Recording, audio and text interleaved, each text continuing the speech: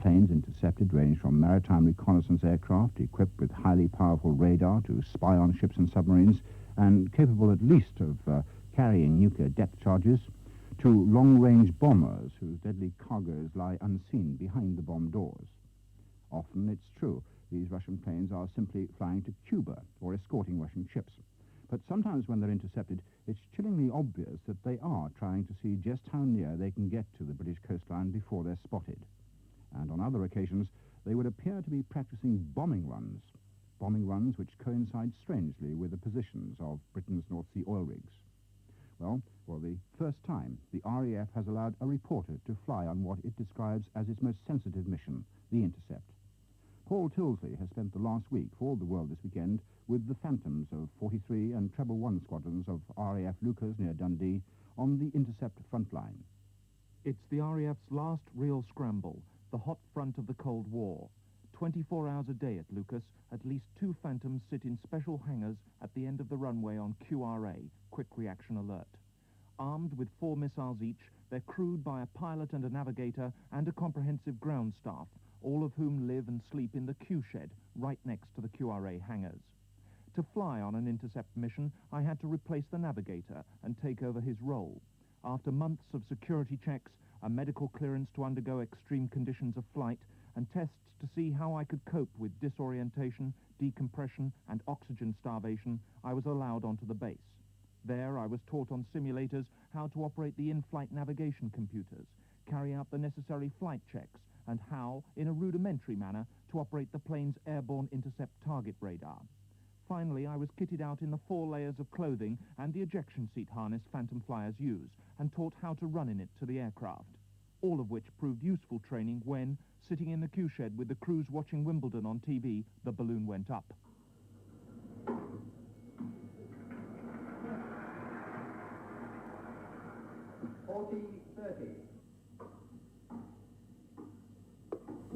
Leuchars, Wing Ops and QRA, this is Buchan Telebrief. We have a Zombie 001 has crossed 30 east, heading southwest. Leuchars, Wing Ops, QRA, alert 1 Phantom, scramble, scramble, scramble, acknowledge. 2 on, wing up. Okay, Paul, let's go. Okay. Take us Wimbledon then. All right, okay.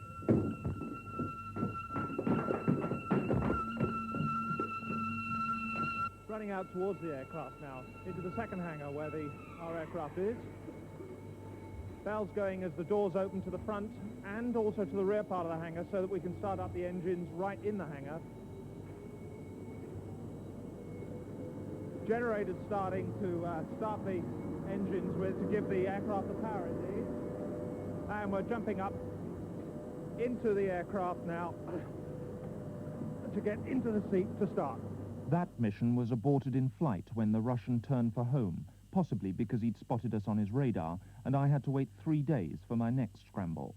They occur every time an unidentified aircraft is picked up by radar rounding the northern tip of Norway over the North Sea by Murmansk.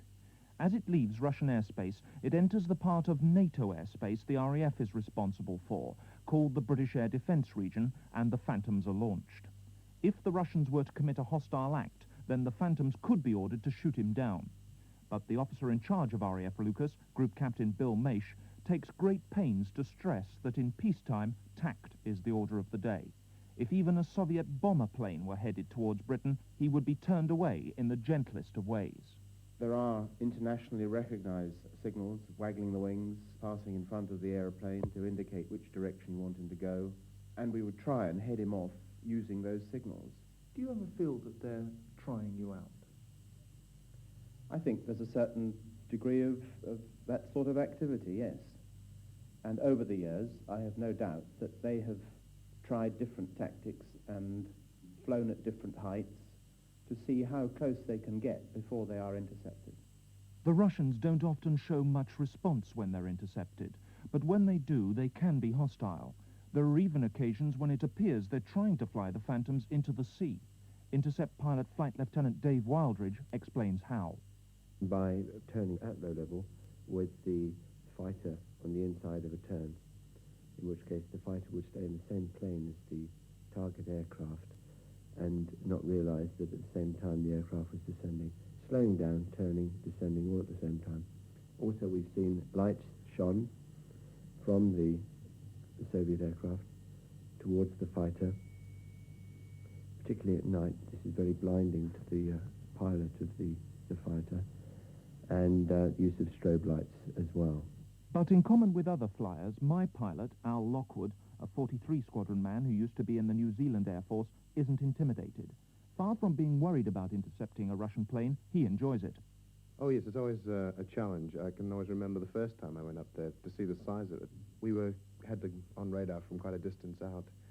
Came around behind, and all of a sudden we popped out of cloud, and there was this huge aircraft, glinting in the moonlight, with the northern lights playing on it, and quite an incredible sight, and it quite overpowered me with the size and shape of the aircraft. It was the first one I'd seen. The Russian planes are enormous, bigger than a Boeing 707. Their code names are the Badger, a jet bomber, and the Bear, a huge machine with turbojet-driven propellers. Early on Friday morning, a Bear was spotted over Russia's border by NATO's net of ground radar stations. Even though it wasn't then known whether it was going to penetrate NATO airspace, we were ordered to strap into our cockpits to await a possible confirmation. Without warning, the message came, and immediately I had to perform my navigator's role and go through the takeoff checks with the pilot. Vector 090, scramble, scramble, scramble. Okay, Paul, if you'd like to read out the takeoff checks. Okay, takeoff check, the steps. Okay, the steps are up, the indicators are up. Oxygen. My oxygen check content. Engine anti-icing. Normal. All compasses. Set. Generator warning panel, default footage, leave out. Set. Circuit breakers. All in the front. All in the back. Harness. Untied lock, leg shows CSP, negative G, weight dialed in, 7 pins in the front. You've got pins, I have two. Radar and control, just a safety switch. Right, that's in the back somewhere here, isn't it? Yeah. Yeah. It's on to... ready? Ready, yep, it is. Okay, that's it, isn't it? Yep. Have you got the radar at standby? Yeah, radar is going on to standby Good now. man. It's on standby, yep. Super. Okay, we got ourselves a go by the looks of it. 6-6, takeoff. 6, clear takeoff. The Cessna is less than 5 knots. Roger. Okay, 4. Yep, fine. 80 we have. Okay, rolling.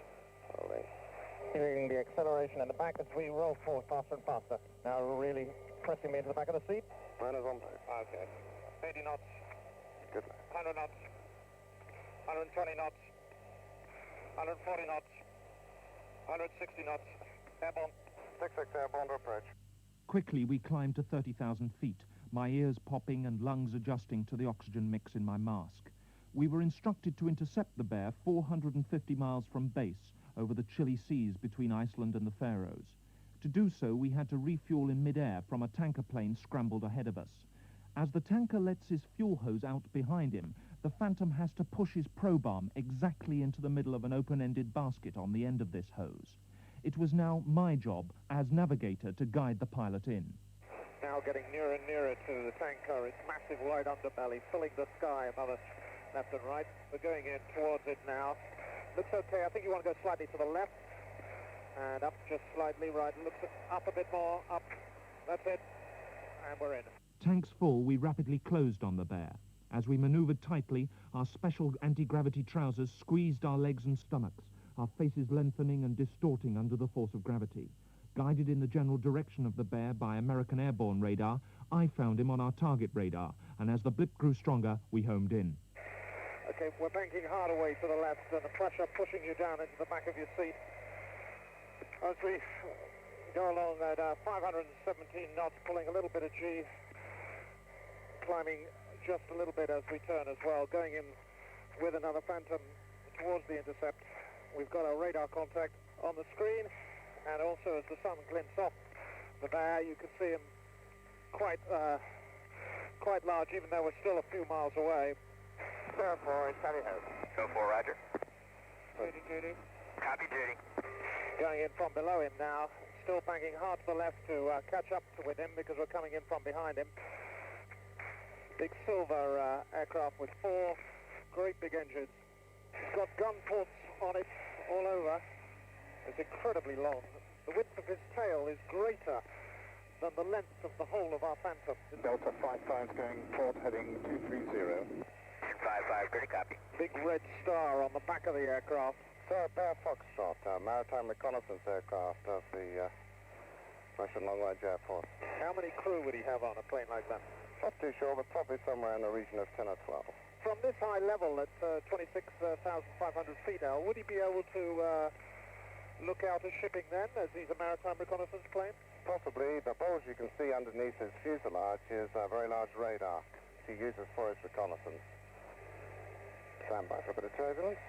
Yeah, we're being knocked about a bit as we're behind him by the draft from his propellers.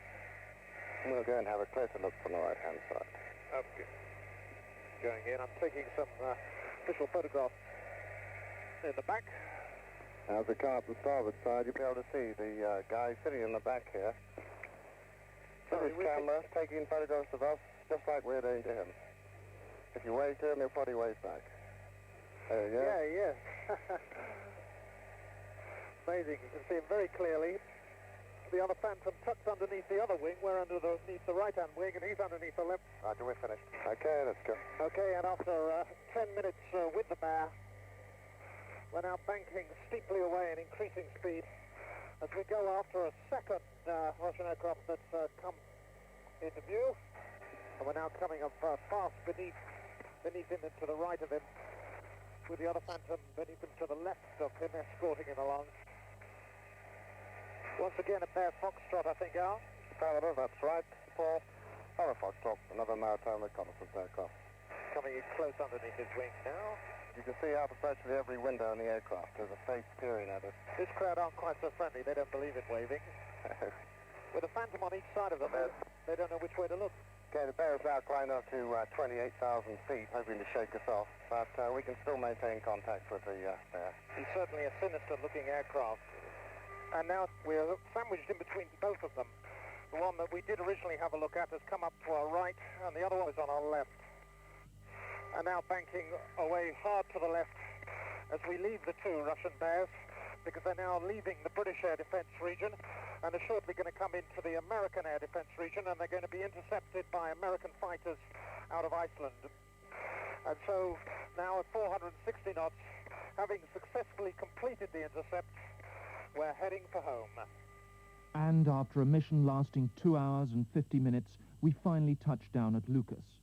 Dehydrated and exhausted, I had lost 5 pounds in weight and was glad the experience was over. But the pilots have to stand by on quick reaction alert every day. So is it worth it? Group Captain Maish.